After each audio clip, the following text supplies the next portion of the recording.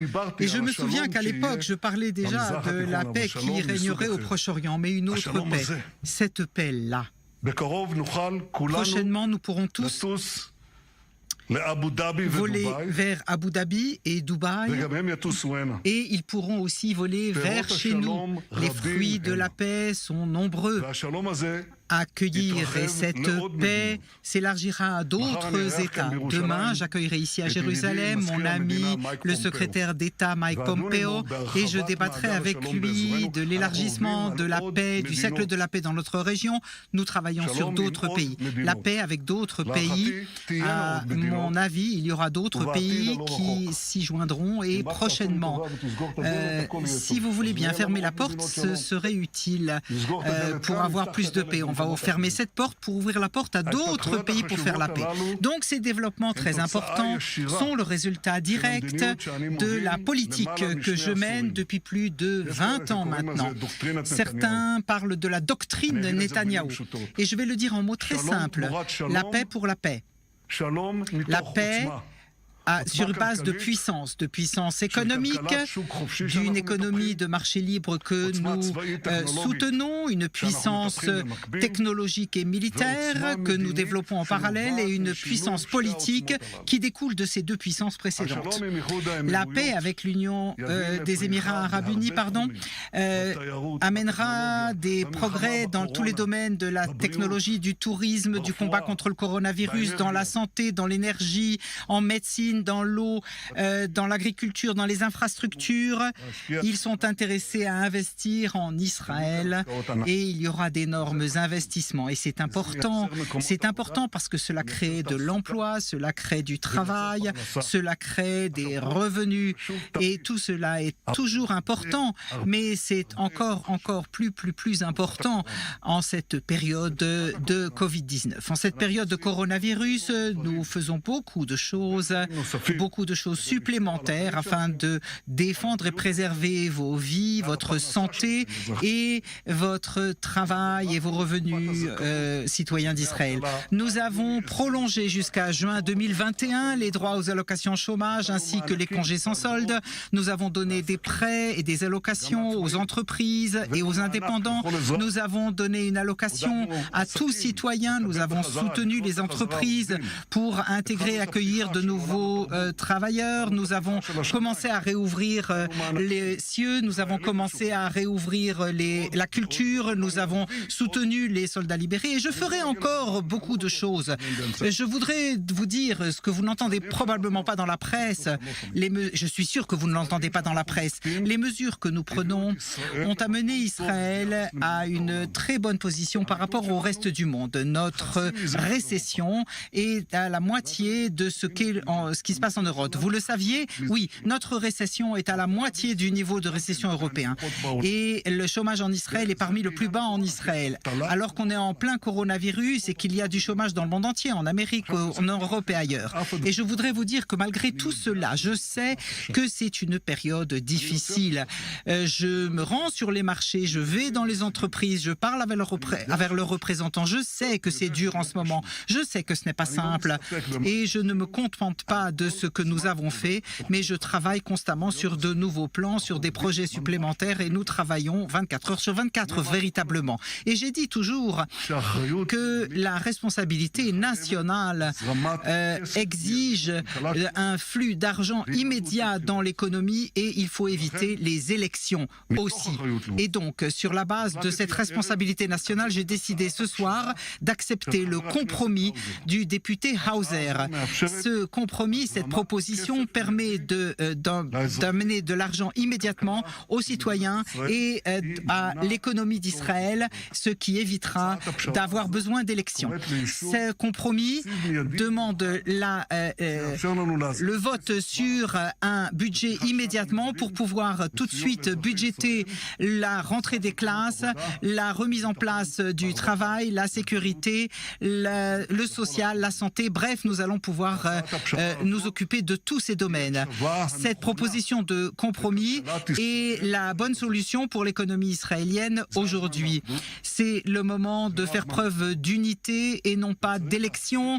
Et il faut cesser maintenant d'avoir un gouvernement dans le gouvernement. Vous savez, j'ouvre les radios, les télévisions aujourd'hui et j'entends des attaques complètement folles contre moi, le Premier ministre. Et je dis, mais c'est qui? C'est l'opposition? Mais non, on me dit, c'est des gens du Parti bleu-blanc au gouvernement. Et j'ai dit, ça suffit maintenant, assez. Ou bien on travaille ensemble, ou bien on ne travaille pas ensemble. Je propose de travailler de concert. Je propose de nous unir vers les grandes missions qui nous attendent. Sauver des vies et la santé des citoyens d'Israël, préserver l'emploi, le travail, freiner l'Iran, préserver la sécurité sur tous les fronts et obtenir d'autres accords de paix historiques avec les pays de la région. Je dis une chose simple, unissons-nous et travaillons ensemble pour le bien de ces objectifs si nobles et si importants. Ah, la 20e chaîne est là, on peut commencer à poser des questions? Oui.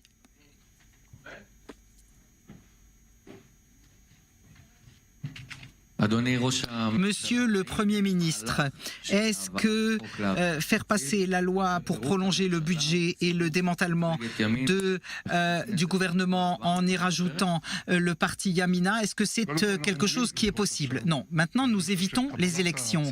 Et je pense qu'accepter la proposition du député Hauser, et je pense que Benny Gantz a été d'accord hier soir, et puis aujourd'hui, il n'était plus d'accord. Qu'est-ce qui s'est passé entre-temps? Quelqu'un à bleu-blanc s'oppose?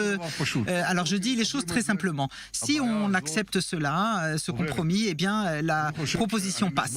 Et ça fait longtemps que j'ai déjà dit que j'appelle Yamina à se joindre au gouvernement. Ils doivent en faire partie, ils doivent apporter leur part, ils doivent nous aider à avancer. On peut toujours repartir, mais rentrer d'abord pour se mettre au travail et retrousser ses manches. C'était vrai à l'époque, c'est vrai encore aujourd'hui. Deux questions avec votre permission, Monsieur le Premier ministre. D'abord, les députés de votre parti, Akunis, Osnat-Mark, disent à la télévision que Gantz n'est pas apte à être Premier ministre. Est-ce que vous avez entendu ces paroles? Et qu'est-ce que vous en pensez? Deuxièmement, est-ce que vous allez respecter l'accord signé et vous allez passer le pouvoir en novembre 2021 à Benny Gantz? Écoutez, moi je vous garantis que ce qu'on dit à bleu-blanc contre moi est bien pire que ce que vous dites.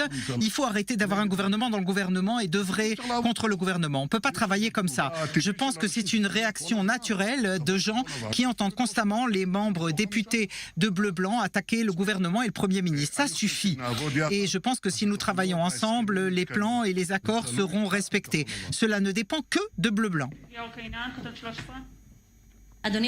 Monsieur le Premier ministre, selon le sondage de la chaîne 13, 50% du public pense que vous prenez vos décisions sur la base de votre avenir juridique et politique.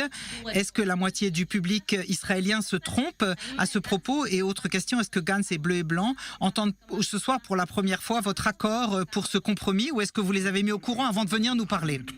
Eh bien écoutez, je dois vous dire que c'est étonnant que le chiffre soit si bas. Vous n'arrêtez pas de le répéter constamment.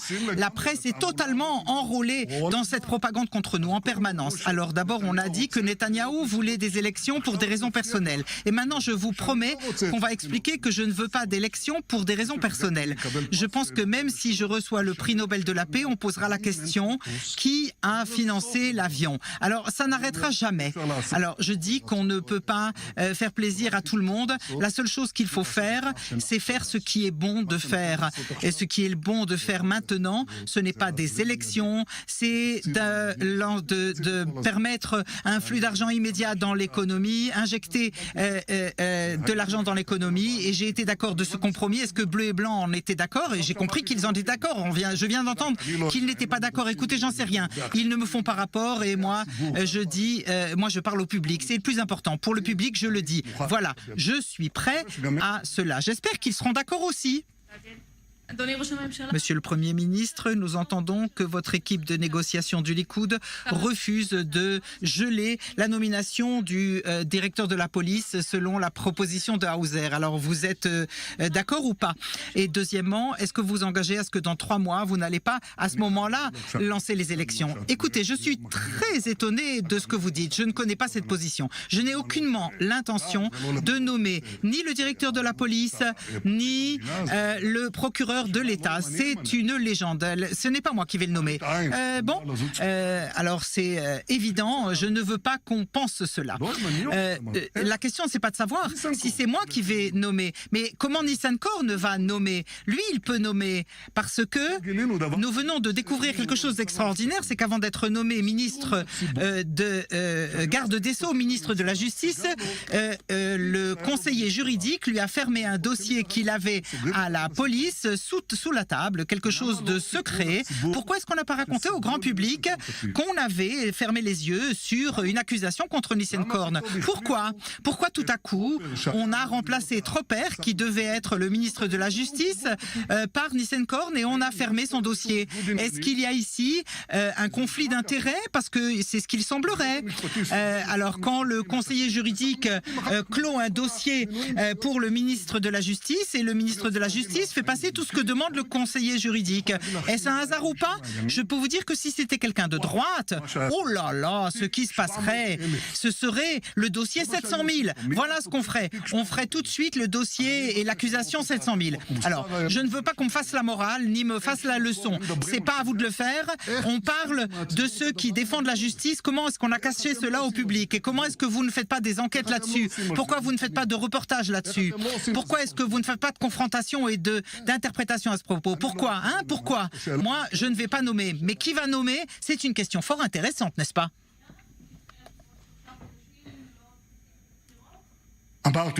Et j'ai dit que si nous travaillons dans l'harmonie, et c'est ce que j'appelle à faire, si nous travaillons dans l'harmonie et qu'il n'y a pas un gouvernement dans le gouvernement, ce gouvernement ira jusqu'au bout de son mandat comme on s'en est mis d'accord. Dans les conditions sur lesquelles on s'est mis d'accord.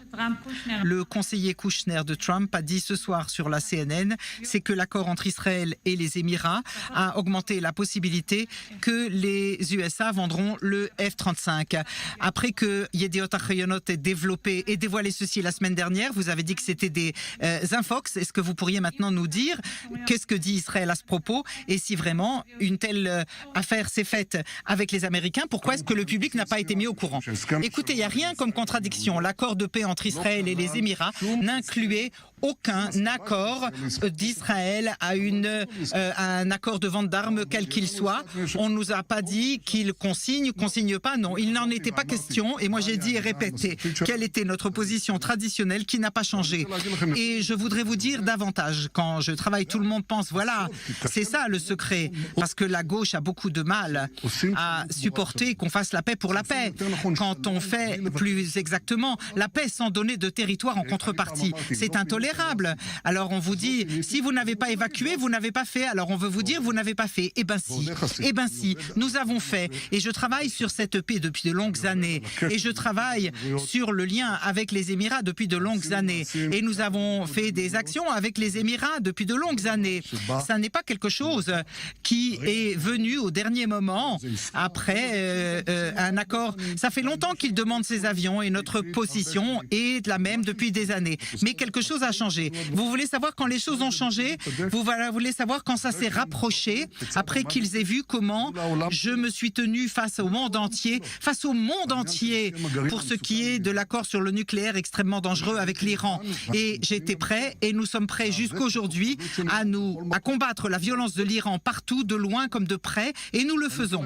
Et je peux vous dire que ceux qui nous critiquent sur l'accord sur les avions, ce sont des gens qui ont signé l'accord sur le nucléaire qui nous auraient beaucoup plus mis en danger.